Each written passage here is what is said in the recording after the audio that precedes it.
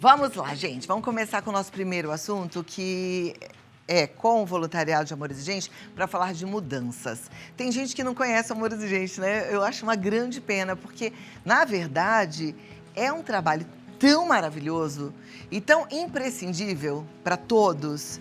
Ele nasceu com o intuito de acolher, amparar e informar familiares de dependentes químicos. Só que, com o passar do tempo, eles foram ampliando com grupos de prevenção, grupo de cônjuge, grupo de sobriedade para os dependentes químicos, grupo de terceira idade. São quase 40 anos de história. Eu digo que é imprescindível para todos, porque, na verdade, eu que frequento, que conheço, garanto para você que é um grupo de qualidade de vida. É escola para viver melhor. É impressionante, mas é isso.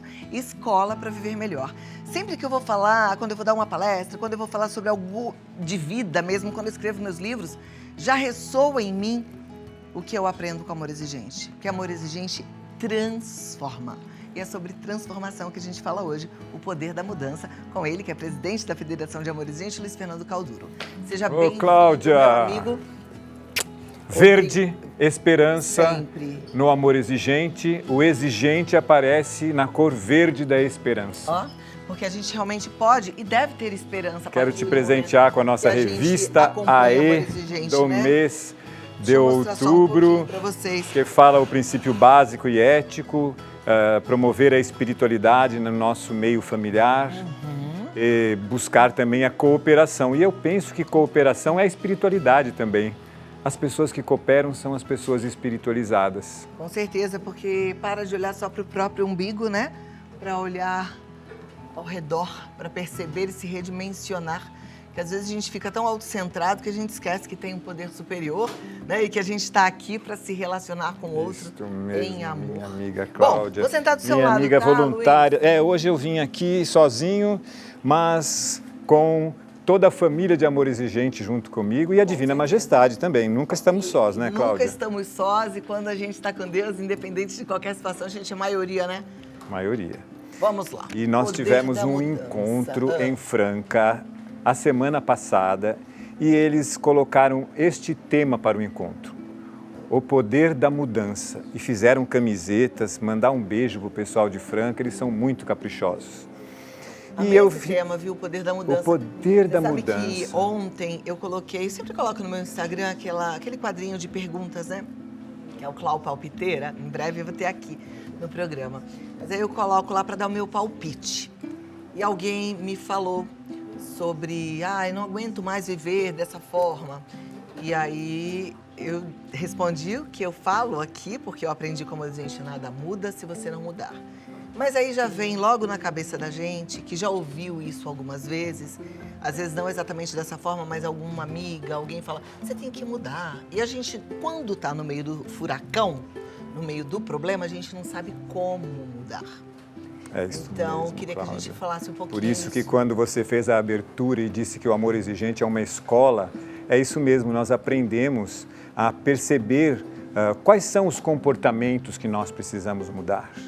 Porque, Cláudia, você disse também que o Amor Exigente começou acolhendo famílias de dependentes químicos e acolhendo os próprios dependentes químicos. Depois se expandiu, atendemos hoje toda a família, porque o Amor Exigente é para cada um de nós, é um grupo de auto e mútua ajuda que incentiva mudanças de comportamento pessoais e familiares e comunitárias. Então ficamos pensando, não é? Muitas vezes, Cláudia, a gente precisa mudar aquilo que nos colocou na zona de desconforto. Zona de conforto é o que todo mundo diz. Está na zona de conforto, preciso fazer alguma coisa, mas essa zona é de desconforto. O dependente químico, a zona de desconforto dele é o uso e abuso de substâncias. Porque inicialmente ele encontra prazer na droga, mas depois este prazer vai se diminuindo porque ele vai tendo perdas. E chega um momento que ele precisa sair dessa zona de desconforto. Vou só fazer uma parte aqui, Luiz Fernando, que eu queria que você que está em casa, que de repente não tem problemas com substância química ou substância ilícita, entendesse que quando a gente fala sobre o uso de droga, você também pode pensar em droga de comportamento, tá? Porque aí vale para todo mundo. Às vezes, por exemplo, você está vivendo uma relação onde o seu parceiro tem comportamentos recorrentes que te machucam e que ferem a relação e o contrato de casamento de vocês. Então, pensa assim também. Ou, às vezes, um filho que não usa uma substância ilícita, mas usa uma lícita, que também interfere. Ou tem uma droga de comportamento, no sentido de ser mal criado, de não respeitar, ou de não querer nada da vida. Então, só para ficar abrangente, todo mundo vai se beneficiar com esse assunto. Vamos lá. Isso mesmo, obrigado, Cláudia, porque o amor exigente é para todos, como diz Dona Mara Menezes. Você falou agora de relacionamentos conjugais, nós temos os grupos de cônjuges dentro do amor exigente, aonde também somos convidados a sair da zona de desconforto. O familiar do dependente químico, ele também precisa sair da zona de desconforto, da codependência, porque ele vive a vida do outro e não vive a sua própria vida. E aí por diante, todas as ações do amor exigente. Mas como perceber aquilo que nós precisamos mudar, né, Cláudia? As rotinas, elas atrapalham muito a nossa vida e ajudam também. É bom a gente ter uma rotina saudável, né, de acordar cedo, fazer exercício, ter boas alimentações, mas às vezes a rotina do mau comportamento ou a rotina do uso e abuso de substâncias precisa ser quebrada. E para isso eu preciso descobrir o que me leva, qual é o gatilho que aciona eu estar neste mau comportamento, por exemplo, do controle do outro, não é? E nada mais é do que a segurança que nós temos de fazer o conhecido sempre igual. Você sabe que eu sou dentista, né, Cláudia? E os meus pacientes destros escovam os dentes com a mão direita. E eu proponho para eles, de vez em quando, escovar os dentes com a mão esquerda. Dá uma crise. Uma coisa tão simples, não é? Mudar a mão que vai segurar a escova. Agora, imagine mudar um comportamento de controle, porque o dependente químico é muito controlado pelo familiar, pelo codependente que acha que causou aquela situação, aquela doença dele, acha que pode controlar e curar. Então, vive numa roda viva que é muito triste. Precisa que alguém de fora, identificando esse problema, faça essa proposta, que a pessoa volte a ter recompensas boas de vida. E as recompensas boas de vida são qualidade de vida, como você disse, ter momentos bons de autocuidado, de autoconhecimento. Esses dias, Cláudia, nós estávamos falando da importância de se fazer, por exemplo, na família, uma oração antes de uma refeição onde todos estejam juntos. Claro que nós sabemos que às vezes isso no dia a dia é impossível, mas pode ser que uma vez por semana ou a cada 10 dias você consiga fazer uma rotina boa de reunir sua família em volta de uma mesa para uma refeição boa e antes fazer um momento de espiritualidade. E isto é qualidade de vida.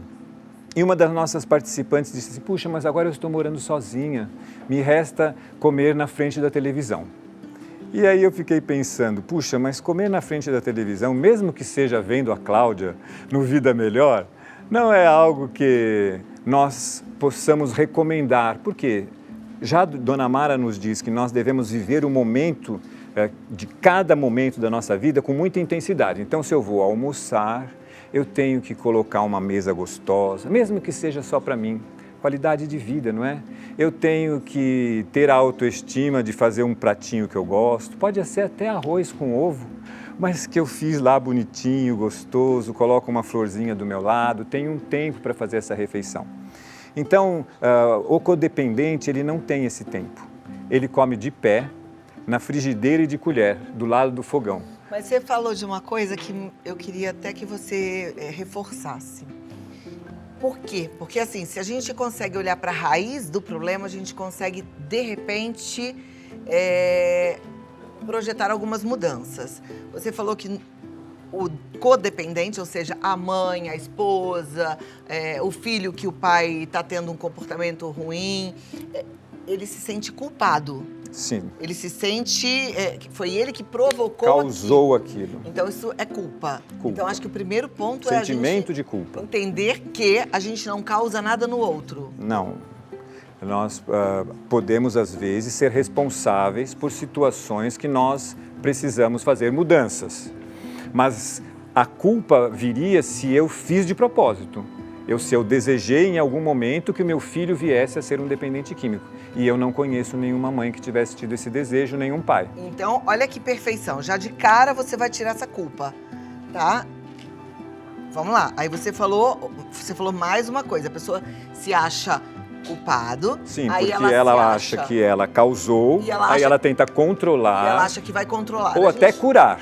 Controle. A gente consegue, de fato, controlar o outro? Não. O outro nós só podemos amar, Cláudia. Porque às vezes nem a gente consegue se controlar. Por isso que nós também precisamos identificar, você falou com perfeição, né? É preciso ir na raiz. O que é que está causando aquela situação?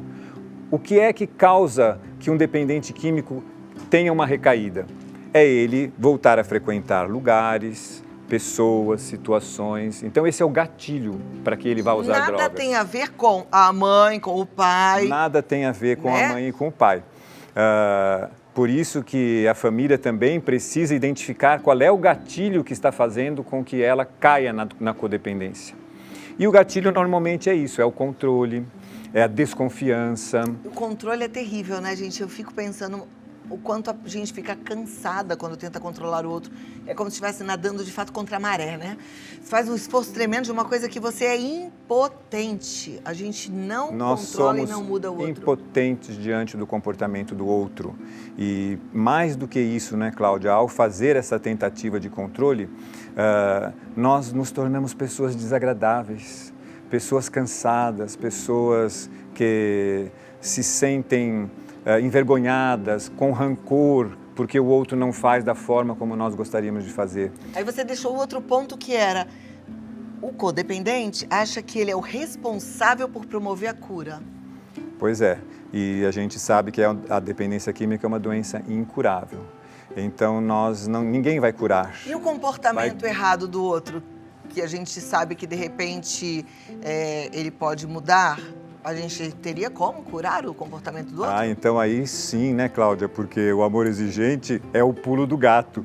O comportamento do outro afeta o meu e o meu comportamento afeta o do outro. Então, qual é a beleza do poder da mudança? É eu mudar a minha rotina, é eu mudar os meus gatilhos, eu aumentar as minhas recompensas, eu me tornar uma pessoa íntegra, uma pessoa espiritualizada, uma pessoa que pode até trabalhar uma responsabilidade social. Venha ser voluntário do Amor Exigente, já é um convite que eu faço aqui. E aí, desta maneira, você vai poder impactar o outro. Porque se você deixou de controlar, se você deixou de se sentir culpado, se você faz, não um desligamento emocional, Cláudia, porque desligamento emocional dá a impressão que a gente vai se desligar da pessoa. Mas se você faz um afastamento saudável daquele foco que te faz amanhecer pensando se o outro está do lado, se usou, se não usou, ou se está com mau comportamento, ou se vai voltar cedo, ou se vai voltar tarde, ou se vai comprar muito, ou se vai comer muito, porque não é? Você acabou de dizer que a questão não é só a droga é a cereja do bolo. Então, a partir do momento que você faz esse afastamento emocional dessa situação que está te oprimindo, você vai ter mais tempo para fazer as suas coisas, para gostar mais de você, para buscar ter qualidade de vida, de acordo com aquilo que você queira. E aí, a gente faz mudança a partir do que o comportamento do outro atrapalha a nossa vida? Não, a gente faz uma mudança na gente, Cláudia, nos reconhecendo, quem sou eu, né? Aumentando a nossa autoestima, o nosso amor próprio, o nosso autocuidado, né? Focando na nossa vida. E aí, com isso, o outro vai se sentir meio perdido, porque... E quem vai falar? Que ele vai perceber que o comportamento dele já não está te afetando mais. Não está afetando, sabe? Outro dia, a minha filha e o meu netinho que moram lá comigo entraram em atrito por causa de uma bobagem lá de lavar a mão antes da refeição. E ele falou, não vou comer, não vou sentar na mesa. E aí eu falei, meu Deus, e agora o que eu faço? Será que eu vou chamá-lo? A minha filha só fez assim, como quem dissesse, pai, né? Por quê? Porque aí, ao não falar nada, não deu 5 minutos, Cláudia, ele foi lavar a mão e ele veio sentar na mesa junto com a gente. Então, é essa mudança de comportamento, né? De eu não ficar no controle, de eu não ficar falando o tempo inteiro, de eu não ficar no pé e dando a regra e a consequência se a regra não for cumprida e viver a sua própria vida. Isso é que eu quero pegar agora. Eu vou te pedir uns 2 minutinhos, mas eu quero pegar desse pedaço. Durante muito tempo, eu mesma tive muita dificuldade de entender o que era colocar limite, como seria colocar limites, o que é o limite, né? Aí você falou de regra, de colocar e da consequência que o outro vai experimentar. Eu vou deixar a pergunta no ar. A partir do momento que a gente começa a se cuidar, o limite brota e fica fácil da gente identificar? Responde já. Tá bem, tá bem, bom? Cláudia. Luiz, entendeu aqui a provocação? Voluntária do amor exigente, eu entendi, você está certíssima, só quem conhece a proposta e vive a proposta como você vive, é que pode trazer esse questionamento, né?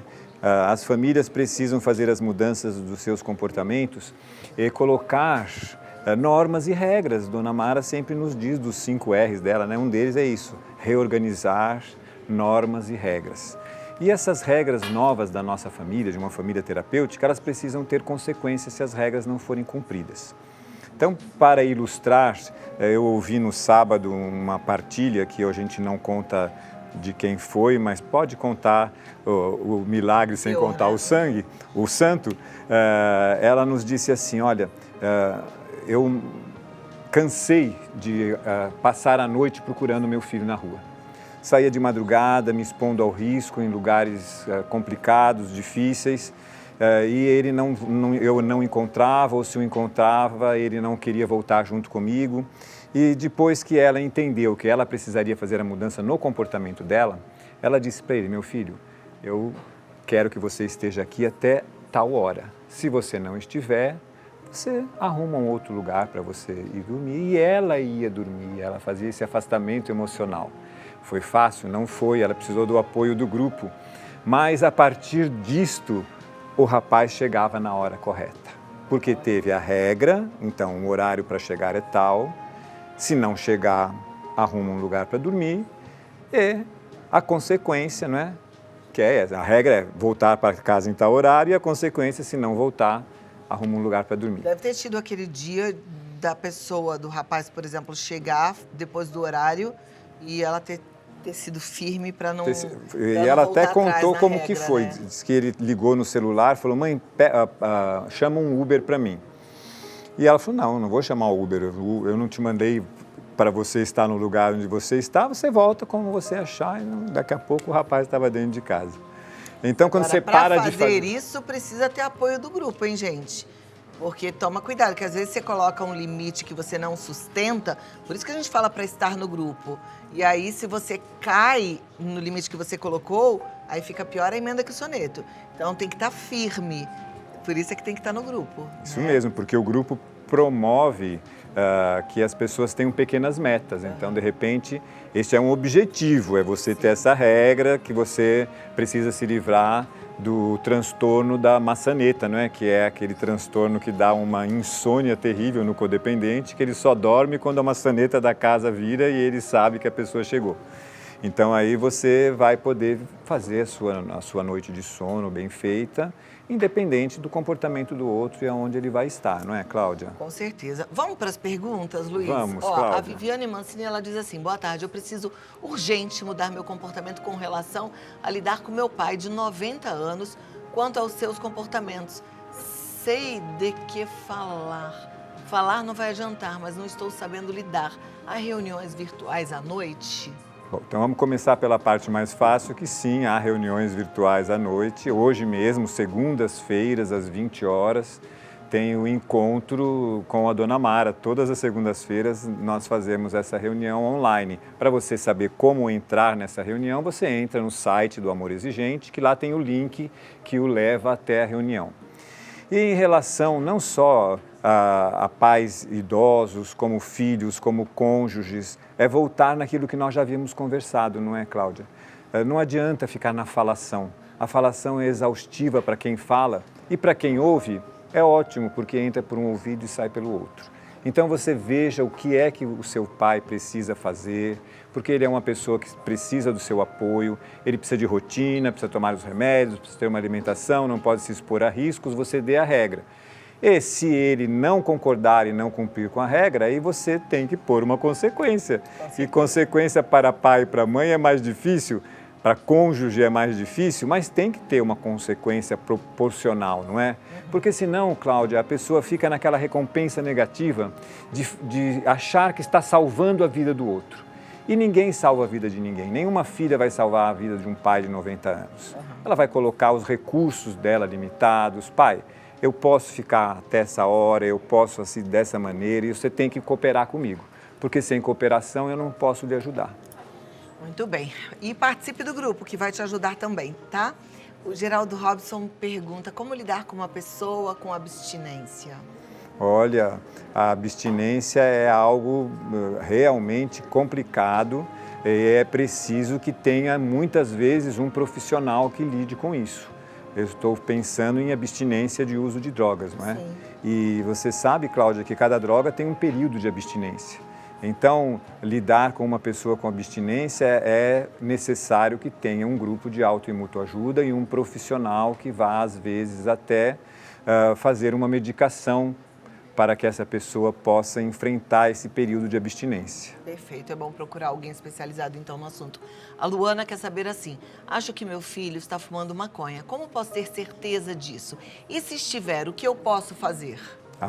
Que se você está na dúvida, provavelmente ele deve estar usando. Existem testes que você, com um pouquinho de urina, detecta se a pessoa fez o uso de maconha ou não. Isso é importante? Não sei se muito, porque a segunda parte da pergunta é a mais importante. E o que fazer se você já praticamente sabe e se o exame de urina vai dar positivo? Você tem que dizer que na sua casa não usa drogas, que maconha é uma droga, que pode causar